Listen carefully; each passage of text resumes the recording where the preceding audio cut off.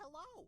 This sign means it's very dangerous for you to try and traverse those fans. They're meant for cooling the systems, not being traversed. Let me show you. Wrong fan, buddy. After reaching the ending of Backfire Wall, presumably the true ending, I find myself wondering if the developers at Naraven Games are fans of Frictional Games. The aesthetics and relentless humour, meta, slapstick, and lots of bad puns, might seem like a far cry from brooding existential horror, but it tells an equally thought-provoking story with a strong focus on flawed personalities, morality, and the consequences of our actions.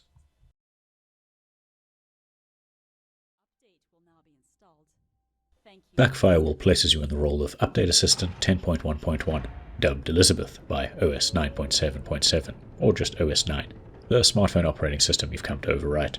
After a suspiciously cheerful tutorial explains the fundamentals of an optimized system and teaches some basic gameplay elements, Elizabeth, carrying a backup of OS 9, goes rogue after realizing the update will delete them both.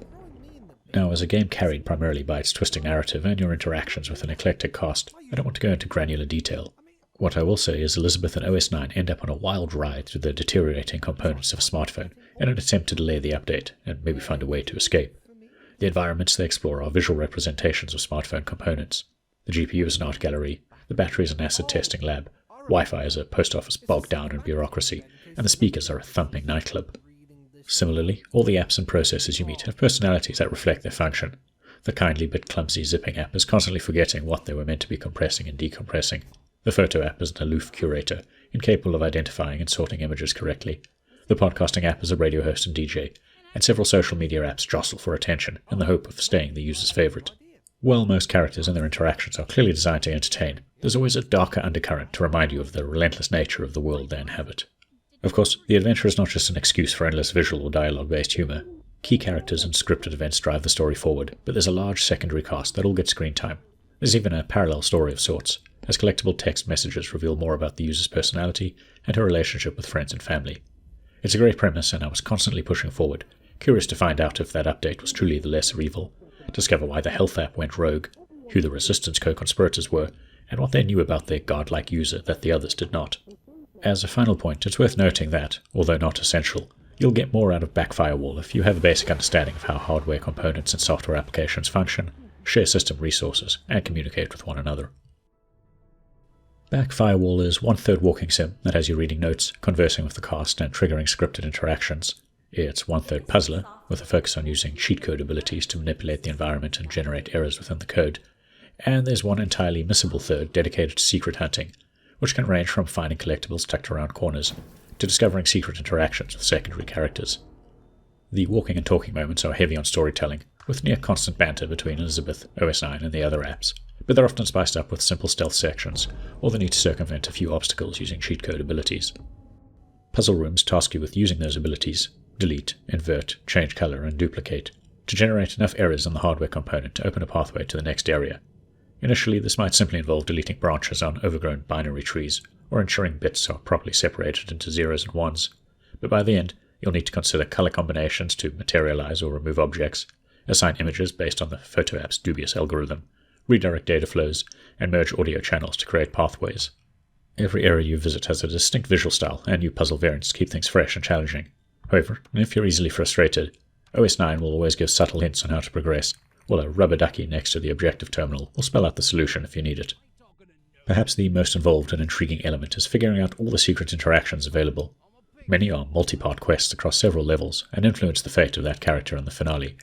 Several of these secret interactions seem fairly obvious, and a few are just once-off events, but I was surprised to reach the end of the credits only to discover several pages documenting the outcome of my actions, half of which I completely missed.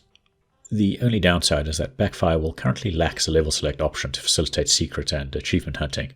As much as I enjoyed it, it's just not a genre that makes for compelling full replays if you're looking to experience all the extra content.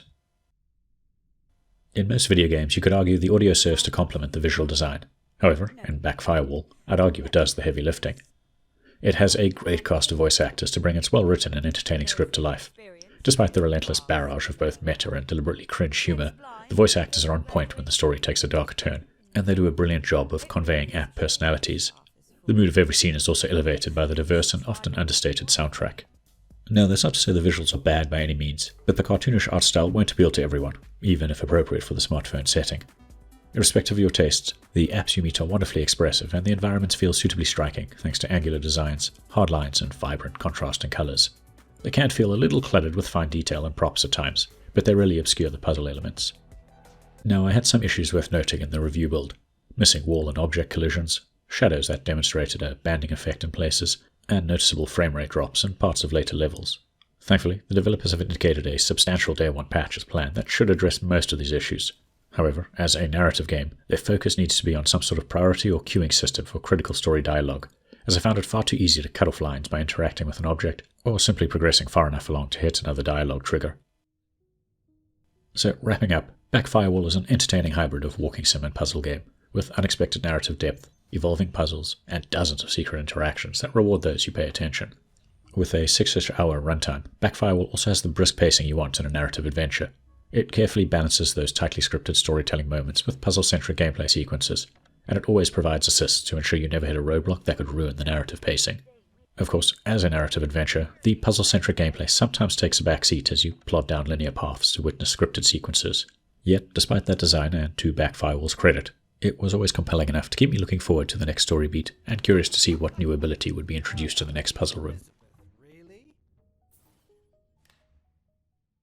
If you've got this far, please consider giving the video a like and maybe subscribing to our channel as it helps us grow.